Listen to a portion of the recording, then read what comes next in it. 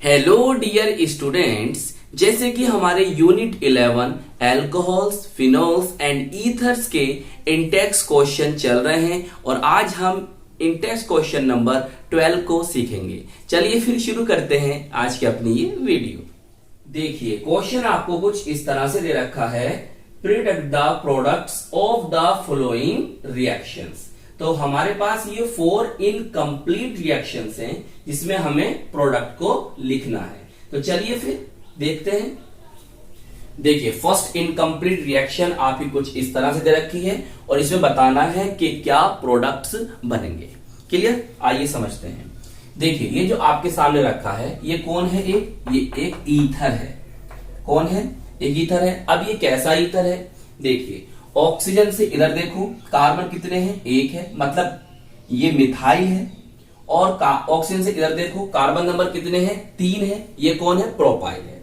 तो जब ऑक्सीजन के दोनों तरफ नंबर ऑफ कार्बन की संख्या समान नहीं होती है, या ऐसे कह लीजिए कि ऑक्सीजन के दोनों साइड एल्काइल ग्रुप एक से नहीं होते हैं, तो हम ऐसे ईथर को अनसिमेट्रिक ईथर, असम्मित ईथर कहते हैं। तो हमने जाना ये कैसा ईथर है? असम्मित ईथर है। और इसकी रिएक्शन करानी है हमें किससे? HBr से। क्लियर? पहले हम नाम जान लेते हैं। देखिए इसका कॉमन नेम होता है मिथाइल प्रोपाइल ईथर। क्या नेम होता है कॉमन? Methyl propyl ether.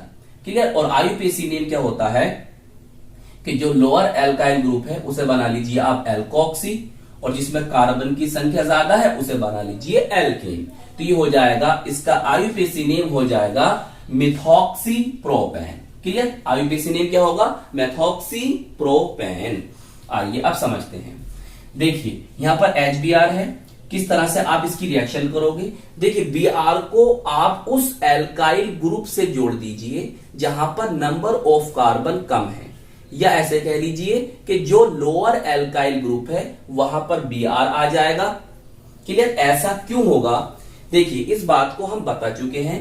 अगर आपने अभी एग्जाम्पल 11.7 न करा हो, सही है, यूनिट 11 का एग्जाम्पल नंबर 11.7 इसी तरह से दे रखा है। मैंने वहां पर बहुत डीपली इस बात को समझाया है कि ऐसा क्यों, इस तरह से क्यों रिएक्शन होती है। तो मैंने लिंक आपको डिस्क्रिप्शन में दे रखा है, तो आप इस वाले एग्जाम्पल को जरूर देख लें। क्लियर? फिर भी मैं आपको कुछ समझा देता हूं। देखिए कि जो ऑक्सीजन और कार्बन के बीच में बॉन्ड है, मतलब ऐसा कह लीजिए कार्बन और ऑक्सीजन के बीच में बॉन्ड है, ये कहां से ब्रेक होगा? देखिए ये ब्रेक होगा यहां से। क्लियर? और यहां पर आएगा नेगेटिव और यहां पर आएगा पॉजिटिव। क्लियर? इसी तरह से आप इसको ब्रेक करिए, इसको तोड़िए, मतलब यहां से क्लीवेज होगा, विदलन होगा, और ये होगा H पॉजिटिव और Br नेगेटिव। क्लियर? तो Br नेगेटिव कहा जाएगा, इसके साथ जाके जुड़ेगा।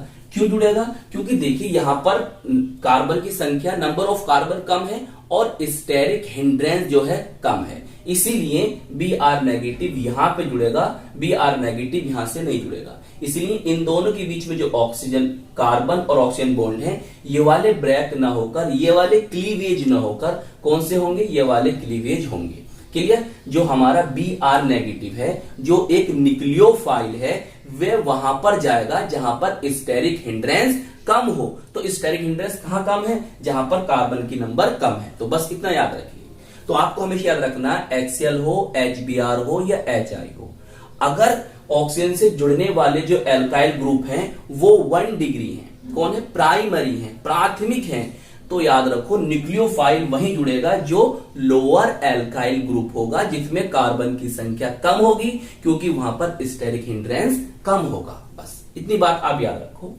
ये जो रिएक्शन होगी ये भी याद रखो, ये होगी SN2 मैकेनिज्म के द्वारा। इसका मतलब क्या होता है? By molecular nucleophilic substitution. Hindi में कहते हैं द्विआण्विक नाभिक स्नेही प्रतिस्थापन। चलिए अब जोड़िए। देखो CH3, क्लियर? CH2, फिर कौन आएगा? CH2, फिर कौन आया? O आ गया। इसके साथ कौन जुड़ेगा आकर? H जुड़ेगा। ये क्लियर? ये कौन बन गया आपका? प्रोपेनॉल। क्लियर? इसका IUPAC नेम क्या होगा? प्रोपेनॉल होगा। प्लस साथ में क्या बनेगा, और यहां पर है CH3 और यह आ जाएगा Br, तो CH3Br। क्लियर। इसका कॉमन नेम क्या होगा, मिथाइल ब्रोमाइड, ब्रोमाइड। क्लियर। और आईपीसी नेम क्या होगा, ब्रोमोमीथेन, ब्रोमोमीथेन। क्लियर। तो फर्स्ट रिएक्शन तो आपकी कंप्लीट हो गई कि प्रोपेनॉल और मिथाइल ब्रोमाइड या ब्रोमोमीथेन आपको ऑब्टेन होंगे। चलिए इसे नोट कर लीजिए। देखिए सेकंड रिएक्शन आपको कुछ इस तरह से दे रखी है, तो आइए पहले हम इसका नेम जानते हैं। देखो ये तो होगा एथॉक्सी और ये बेंजीन, तो इसका आईपीसी नेम हो जाएगा एथॉक्सी बेंजीन। क्लियर। अगर कॉमन नेम के बारे में बताएं तो कॉमन नेम होगा इसका, देखिए ethyl phenyl ether, ethyl phenyl ether. और इसका एक नेम और जान लो, हम इसको फेनिटॉल भी कहते हैं। अब देखिए देखिए यहां पर ये कार्बन और ये ऑक्सीजन, मतलब कार्बन ऑक्सीजन है। यहां पर देखो ये ऑक्सीजन और यहां कार्बन होगा, इसे ऐसे लिख सकते हैं ना हम, CH2CH3, इस तरह से लिख सकते हैं ना इसको। तो यहां पर ये बॉन्ड, अब देखिए बॉन्ड कहां से ब्रेक होगा, यहां से बॉन्ड ब्रेक नहीं होगा, क्योंकि ऑक्सीजन के पास क्या है, लोन पेयर ऑफ इलेक्ट्रॉन है। तो ये रेजोनेंस के कारण यहां पर पार्शियल डबल बॉन्ड आ जाएंगे, और जिसका क्लीवेज करना इतना आसान नहीं होगा। तो बॉन्ड कहां से ब्रेक होगा, बॉन्ड यहां से ब्रेक होगा, जिस पर ऑक्सीजन पर नेगेटिव चार्ज आएगा और इस पर क्या आएगा, पॉजिटिव चार्ज आएगा। अब हमें पता चल गया कि इस पर पॉजिटिव होता है और Br पर नेगेटिव होता है, तो पॉजिटिव वाला जो होगा ऑक्सीजन से जाकर जुड़ जाएगा और Br नेगेटिव जुड़ेगा इससे जाकर। क्लियर। बताइए समझ में आ गई बात। चलिए तो इस तरह से ये जुड़ गया। क्लियर। अभी नाम ही बताएंगे इसका। अब यहां पर है आपका C2H5, चाहे इस तरह से लिख दो या ऐसे लिख दो CH2CH3, और कौन जुड़ेगा इससे, Br। क्लियर। देखिए इसका कॉमन नेम क्या होगा, इसका नेम होगा एथाइल ब्रोमाइड। क्या नेम होगा, एथाइल ब्रोमाइड। और आईपीसी नेम क्या होगा, ब्रोमोएथेन। क्लियर। ये कौन है, इसे हम कहते हैं फिनॉल। क्या कहते हैं, फिनॉल कहते हैं, या हम इसको हाइड्रोक्सी बेंजीन भी कह सकते हैं। क्या कह सकते हैं, हाइड्रोक्सी बेंजीन भी कह सकते हैं, और हम इसे कार्बोलिक एसिड के नाम से भी जानते हैं। तो ये थी आपकी सेकंड रिएक्शन, इस तरह से हुई है कंप्लीट। चलिए इसे भी नोट कर लीजिए। देखिए थर्ड रिएक्शन आपको कुछ इस तरह से दे रखी है, और ये रिएक्शन जो है, जो अभी हमने इससे पहले दो रिएक्शन करी है उससे कुछ हटके है। आइए समझेंगे। देखो ये जो आपको दिखाई दे रहा है कॉन्सेंट्रेट H2SO4 और कंसेंट्रेट HNO3, ये क्या है, आपका नाइट्रेटिंग मिक्सचर है। मतलब यहां पर आपको नाइट्रेशन, नाइट्रीकरण देखने के लिए मिलेगा। क्लियर। यहां पर कॉन्सेंट्रेट H2SO4 की प्रेजेंस होगी और कॉन्सेंट्रेट HNO3 से हम रिएक्शन कराएंगे। अच्छा हम क्या जानते हैं, हम ये जानते हैं कि नाइट्रेशन में जो नाइट्रेशन फैक्टर होता है या नाइट्रेटिंग स्पीशीज होती है वो कौन होता है, नाइट्रोनियम आयन। क्या होता है, नाइट्रोनियम आयन ये होता है। अब ये नाइट्रोनियम आयन कौन है, एक तरह का इलेक्ट्रोफाइल है। क्या है, इलेक्ट्रोफाइल। ये कहां पर जाना चाहेगा, जहां पर इलेक्ट्रॉन डेंसिटी ज्यादा होगी, क्योंकि इसके पास इलेक्ट्रॉन क्या है, कम है। तो ये कहां जाएगा, जहां पर इलेक्ट्रॉन डेंसिटी ज्यादा होगी, ये वहां जाकर जुड़ेगा।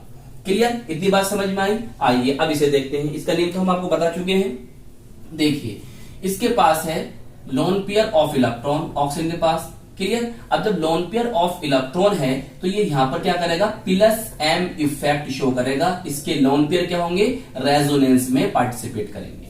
क्लियर। तो जब +m इफेक्ट को शो करेगा तो उससे क्या होगा, उससे ये होगा कि जो इसकी ऑर्थो, ये इसकी ऑर्थो पोजीशन है। क्लियर। और ये कौन सी पोजीशन है, पैरा पोजीशन।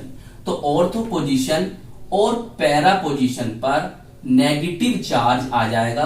कहने का मतलब यह है कि जब +m इफेक्ट होता है तो ऑर्थो और पैरा पोजीशन एक्टिव हो जाती हैं, उन पर इलेक्ट्रॉनिक डेंसिटी, इलेक्ट्रॉनिक घनत्व बढ़ जाता है।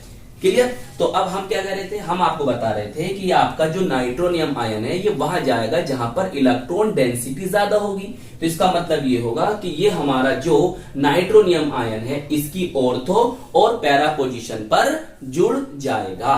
क्लियर? आइए, तो इस प्रकार से हमें ऑर्थो और पैरा वाला प्रोडक्ट ऑब्टेन होगा। बताइए, इतनी बात समझ में आ गई? तो इस तरह से आपको ये होंगे प्रोडक्ट ऑब्टेन होंगे। तो आप जो है एग्जांपल 11.7 जरूर देख लें। क्लियर? मैंने लिंक उसको डिस्क्रिप्शन में दे दूंगा उसका। तो देखिए, यहां जोड़ दो, यहां पर जोड़ दो या यहां पर जोड़ दो। चलिए यहां जोड़ दे। तो एक तो प्रोडक्ट बनेगा आपका ये, नेम भी इसका बताएंगे अभी। एक तो ये बना आपका, ये ऑर्थो वाला है। इसी तरह से आपको बनाना है पैरा वाला। तो मेन प्रोडक्ट तो आपका पैरा ही होगा। क्लियर? ये जुड़ा है यहां पर, और पैरा आपका ये होगा NO2।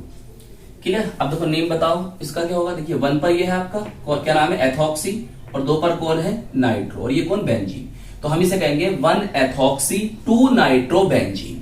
क्लियर? इसी तरह से देखो नंबरिंग करो, 1 2 3 4। तो नेम क्या होगा, 1 एथॉक्सी 4 नाइट्रो बेंजीन। क्लियर? दोनों को नेम पता चल गए। चलिए इसे भी नोट कर लीजिए। तो देखिए ये आपकी फोर्थ और लास्ट रिएक्शन है। आइए इसे भी करते हैं। देखिए इसे हम इस तरह से लिख लेते हैं ताकि हमें आसानी से समझ में आए। ये कार्बन है, और ये कैसा कार्बन है, 3 डिग्री कार्बन है। क्लियर? देखिए इस कार्बन से कितने कार्बन जुड़ रहे हैं, 3 कार्बन जुड़ रहे हैं ना। तो ये कौन हुआ, 3 डिग्री कार्बन हो गया, और फिर ये आपके साथ ये लगा हुआ है। क्लियर? अब आप पहले, सबसे पहले इसका नेम जानो, इसका नेम क्या होगा। देखिए अब जो आईयूपीएसी नेम होगा 1 2 और 3। क्लियर? दूसरे नंबर पे कौन है, एथॉक्सी है, और दूसरे नंबर पे है मिथाइल। तो इसका नेम होगा 2 एथॉक्सी 2 मिथाइल प्रोपेन। तो क्या नेम होगा, 2 एथॉक्सी 2 मिथाइल प्रोपेन। देखिए अगर हम कॉमन नेम की बात करें तो देखिए हमारे पास ये कौन है, ये है टर्शरी ब्यूटाइल। कौन है, टर्शरी, जिसे हिंदी में कहते हैं तृतीयक। तो हम टर्शरी को खाली टर्ट भी लिख सकते हैं इस तरह से शॉर्ट में, या हम खाली टी भी लिख सकते हैं। क्लियर? तो कंफ्यूज मत होना, या तो पूरा टर्शरी लिख दो, या टर्ट लिख दो, या शॉर्ट में टी लिख दो। तो ये हमारा है टर्शरी ब्यूटाइल। और ये कौन है, कार्बन 2 है इसमें, ये है आपका इथाइल।